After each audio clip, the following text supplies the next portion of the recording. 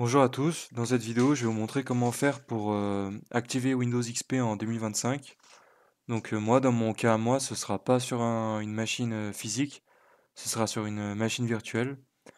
Donc ce sera sur VirtualBox le logiciel. Donc c'est le fichier .ova que j'ai téléchargé dans ma dernière vidéo sur Mega. Donc pour ce faire je vais déjà importer la machine. Donc je vais aller dans Fichier, importer un appareil virtuel. Ensuite, je vais choisir donc la machine, le fichier .ova, à ouvrir. Et là après ça paramètres, voilà. Là après ça machine base folder, ça c'est l'emplacement des fichiers de la machine une fois qu'elle sera importée.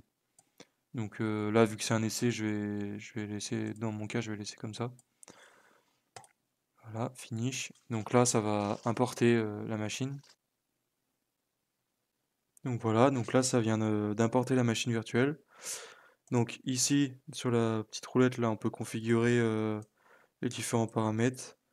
Donc la mémoire vive qu'on alloue à cette machine, le nombre de cœurs de notre CPU, les différentes fonctions en fonction de vous, de votre matériel, du coup, de votre PC, quoi.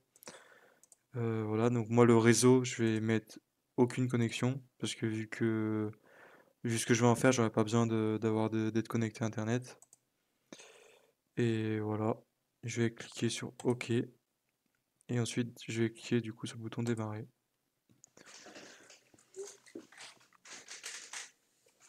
Donc là, c'est le premier démarrage. Annuler.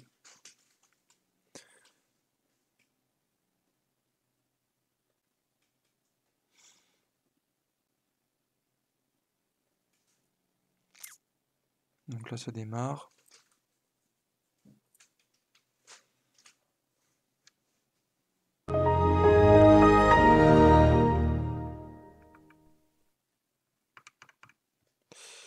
Voilà, je vais baisser un peu le son. Là. Donc là, voilà, il y a ce message d'erreur qui apparaît du coup. Donc cette copie de Windows doit être activée auprès de Microsoft avant de pouvoir ouvrir une session. Voulez-vous activer maintenant? Je vais mettre non. Là, ça me demande du coup la session que je vais ouvrir. Bah, de toute façon, il n'y en a qu'une, donc je vais ouvrir celle-là. Et là, ça me redemande le message. Donc je vais me mettre. Il n'y a que deux options. Je vais essayer oui. Donc ça nous demande du coup la clé de produit à 25 caractères qui est euh, liée à cette licence-là, sauf que moi j'ai pas la clé de produit qui correspond à cette licence. Du coup, je pourrais en mettre au pif, mais j'ai aucune chance de trouver. Donc, ce que je vais faire, c'est que je vais redémarrer la machine en mode sans échec. Donc, pour ça, je vais spammer la touche F8. Donc là, je vais cliquer sur redémarrage, redémarrer. Et là, je spam F8. Voilà, donc là, on a ouvert le menu d'options avancées de Windows XP. On a mode sans échec avec prise en charge réseau, des invités de commande en mode sans échec. On a voilà, le mode avancé de Windows XP.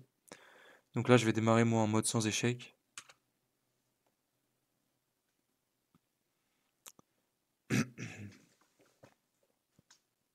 Mode sans échec. XP ou administrateur, ça n'a pas d'importance. XP, ouais. Windows fonctionne en mode sans échec. Voilà. Pour continuer à travailler en mode sans échec, cliquez sur oui. Si vous préférez utiliser la restauration du système pour restaurer votre ordinateur dans un état précédent, cliquez sur non. Donc nous, on veut continuer à travailler en mode sans échec, donc on va mettre oui. Donc voilà, donc là, je viens d'arriver à ouvrir la machine. Sauf que comme je suis en mode sans échec, donc y a pas la prise en compte des. Il y a beaucoup de limitations, je peux rien en faire en fait. Donc pour ça, il faut que je l'active. Donc pour l'activer, là, il y a une solution. Donc il y a un petit utilitaire qui s'appelle XP Activate 32. Donc cet utilitaire, il est stocké. Enfin moi, du coup, je l'ai.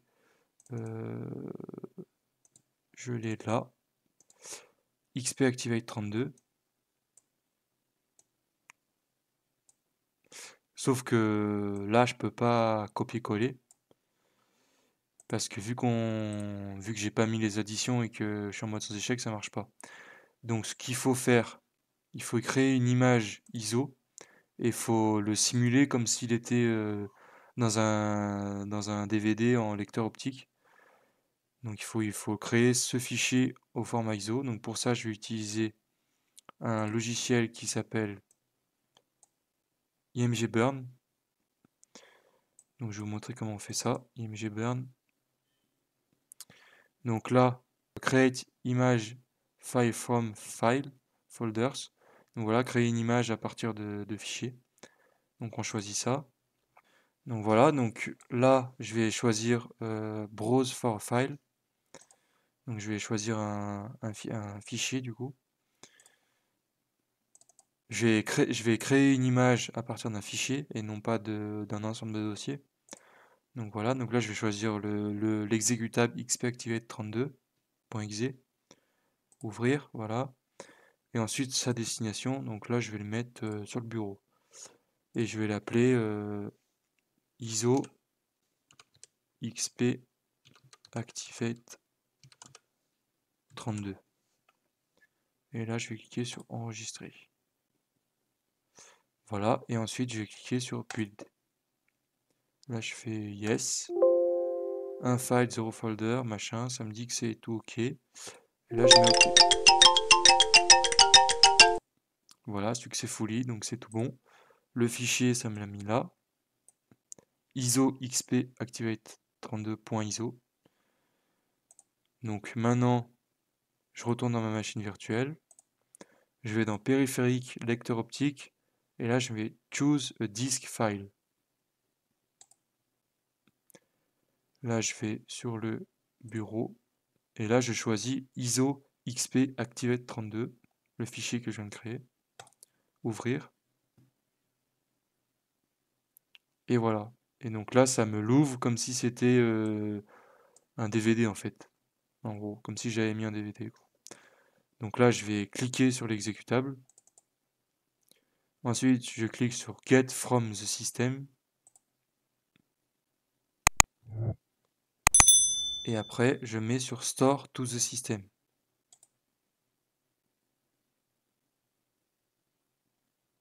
Et voilà. Et là, ça me met Successful Activation.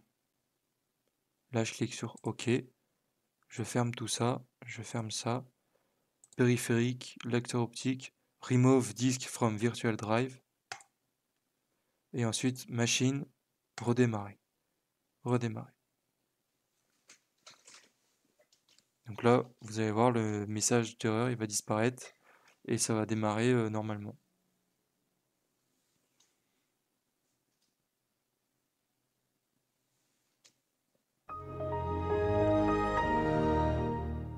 Et voilà.